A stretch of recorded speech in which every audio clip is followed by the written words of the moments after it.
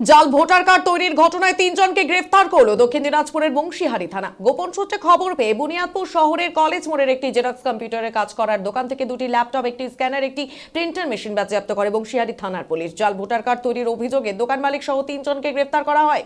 ধৃতদের নাম দীপঙ্কর দাস, বয়স 34, দোকান মালিক, বাড়ি বংশীহারির সেলিমাবাদে। ধৃত অপর 2 জন পার্শ্ববর্তী উত্তর দিনাজপুর জেলার কালিয়াগঞ্জের বাসিন্দা। তাদের নাম দীপু রায় এবং ভাস্কর দেব শর্মা।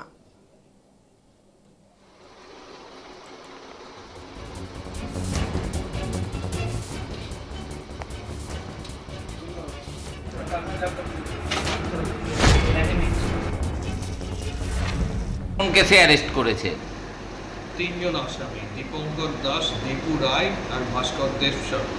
হ্যাঁ, এদের বিরুদ্ধে অভিযোগ হলো এরা বিভিন্ন লোকের ভোটার কার্ড, আধার কার্ড এগুলো ওই সেলিমাবাদের এলাকায় কোনো এক কম্পিউটার দোকান খুলে ডিজিটাল সেবা কেন্দ্র বা এরকম কিছু নাম দিয়ে এগুলো অ্যালেজড যেটা জাল বলছে। পুলিশ 7 দিনের পিসি চেয়েছিল, ম্যাজিস্ট্রেট কনসিডার করে 4 দিনের পিসি পেয়েছে। ফরজারি, জালিয়াতি, পাবলিক ডকুমেন্ট জালিয়াতি এইসব বিভিন্ন ধারায় নতুন আইনের বিএনএসে পাঠানো হয়েছে। কোন কেসে অ্যারেস্ট করেছে? 3 জন আসামি, দীপঙ্কর দাস, দীপু রায়